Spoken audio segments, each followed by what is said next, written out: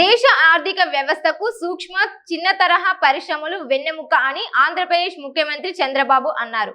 ఈ రంగం యువత కళలకు వేదిక అని చెప్పారు. విజయవాడలో నిర్వహించిన ఎంఎస్ఎంఈ గ్రోత్ సమిట్ లో సీఎం చంద్రబాబు పాల్గొన్నారు. స్టాళ్లను సందర్శించి స్టార్టప్ సంస్థలు తయారు చేసిన ఉత్పత్తులను పరిశీలించారు.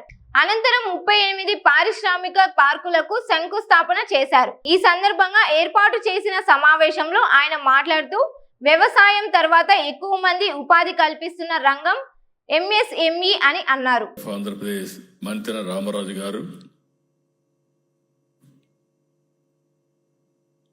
Chairman AP MSME development corporation Tammireddy Shiva Shankar Rao గారు, ఇండస్ట్రీ సెక్రటరీ యువరాజు గారు, ఈరోజు ఈ కార్యక్రమానికి వచ్చిన అందరికీ మనస్ఫూర్తిగా స్వాగతం, సుస్వాగతం, నమస్కారాలు. ఎంఎస్ఎంఈ సబ్మిట్కి స్వాగతం. డాక్టర్ బిఆర్ అంబేద్కర్ గారి పేరుతో ఒక మోడ్రన్ కళావేదిక ప్రారంభించుకుని ఇదే ప్రాంగణంలో ఈరోజు ఎంఎస్ఎంఈ సబ్మిట్ నిర్వహించుకుంటున్నాం. నా ఉద్దేశంలో ఇది ఒక చరిత్రగా మిగిలిపోతుంది. 1 ఫ్యామిలీ 1 ఆంటర్ప్రెన్యూర్ తప్పకుండా జరిగి తీరుతుందని చెప్పి కూడా నేను మీ అందరికి విజ్ఞప్తి చేస్తున్నా.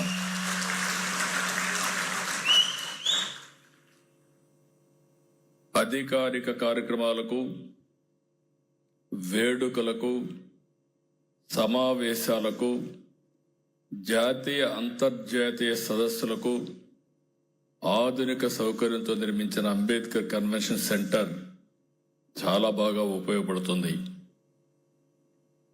కన్వెన్షన్ సెంటర్ 4.43 ఎకరాల్లో 1,45,000 చదరపు అడుగుల విస్తీర్ణం నిర్మించాం.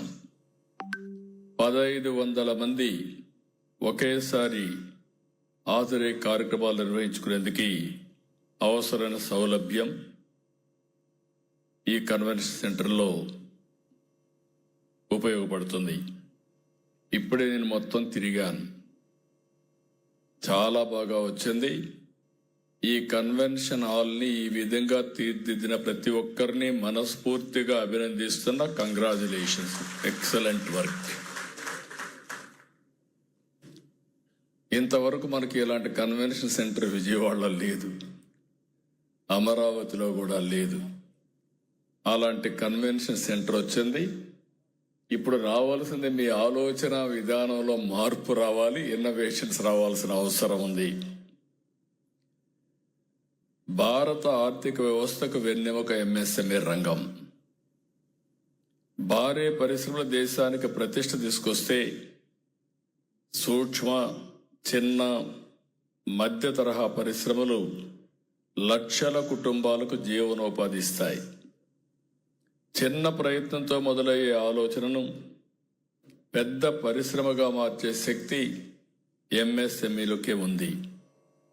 ఎంఎస్ఎంఈ అంటే కేవలం వ్యాపారం కాదు, ఇది యువత కళలకు వేదిక, మహిళల ఆత్మవిశ్వాసానికి ప్రతీక, గ్రామీణ ఆర్థిక వ్యవస్థకు ఊపిరి, స్థానిక ప్రతిభను ప్రపంచ మార్కెట్కు తీసుకెళ్లే శక్తి.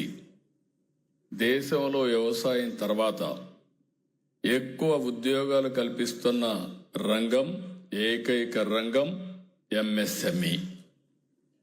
ఆంధ్రప్రదేశ్లో సహజ వనరులకు కొరత లేదు, అవకాశాలకు తిరుగులేదు, నైపుణ్యం కలిగిన మానవ వనరులకు కొరత లేదు.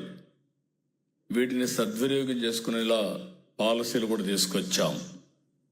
పోర్ట్లు, ఎయిర్పోర్ట్లు, హైవేలు, రైల్వే లాంటి లాజిస్టిక్స్ సమకూరుస్తున్నాం. నీళ్లున్నాయి, కరెంట్ ఉంది. అవసరమైన అన్ని వనరులు కూడా ఎవరైనా ప్రారంభించాలంటే అతి తొందరలో మీకు అందజేసే విధంగా ఈ ప్రభుత్వం సౌకర్యాలు కల్పిస్తామని చెప్పి కూడా మరొక్కసారి మీ అందరికీ తెలియజేస్తున్నా. MSME and entrepreneur development policy, private industrial policy తీసుకొచ్చాం. ఈ ఎంఎస్ఎంఈ సబ్మిట్ ఒక సమావేశం కాదు, ఇది కొత్త ఆవిష్కరణలకు వేదిక కావాలి, కొత్త పరిశ్రమలకు శ్రీకారం చుట్టాలి. ఎంఎస్ఎంఈ సబ్మిట్ 2026 అభివృద్ధికి కీలకమైన మైలురాయి అవుతుంది. ఈ సదస్సు ద్వారా కేంద్ర రాష్ట్ర ప్రభుత్వాలు, లబ్ధిదారులు, స్టార్టప్లు, బ్యాంకులు, టెక్నాలజీ నిపుణులు, ఎగుమతిదారులు, పరిశ్రమల సంఘాలు ఒకే వేదికపైకి వచ్చాయి. ఈరోజు అనేక ఎంఓయూలకు మనం శ్రీకారం చుట్టాం. ఒక నాలెడ్జ్ ఎకానమీ కానీ, ప్రపంచంలో ఉండే అనేక పెద్ద సంస్థలన్నీ వచ్చి ఈరోజు మన దగ్గర ఎంఓయూలు చేసుకున్నాం. రాష్ట్రంలో 20,77,000 ఎంఎస్ఎంఈ పరిశ్రమలు ఉన్నాయి. నేను ఇక్కడ ఒకటే కోరుతున్నా, 1,30,00,000 కుటుంబాలు ఉన్నాయి దగ్గర. అంటే 1 ఫ్యామిలీ 1 పారిశ్రామికవేత్త అంటే దగ్గర 1 కోటి మినిమం ఎంఎస్ఎంఈలు ఈ రాష్ట్రంలో ప్రారంభించాల్సిన అవసరం ఉంది. ప్రజాప్రభుత్వం వచ్చిన తర్వాత ఎంఎస్ఎంఈలకు 558 కోట్ల రూపాయలు ప్రోత్సాహాలు ఇచ్చాం. Prime minister's employment generation programme, credit guarantee scheme for micro and small enterprises, PM Vishwakarma, MSME champion scheme, credit linked capital subsidy scheme for technology upgradation,